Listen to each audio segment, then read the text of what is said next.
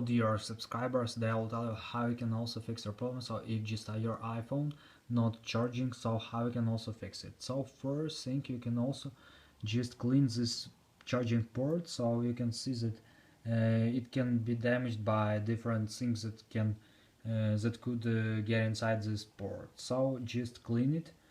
So mostly it helps, but if you still have this error, so you can also just try to use another cable.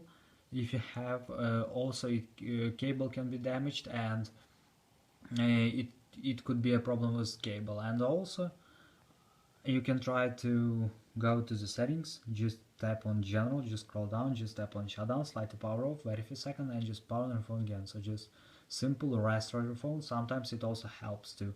And the latest option you can try to update your phone. So just go to the general, just tap on software update, and just check if you have available updates here. If you have, just tap on download and install. So thanks for watching, have a nice day, subscribe to my channel, click like, and goodbye.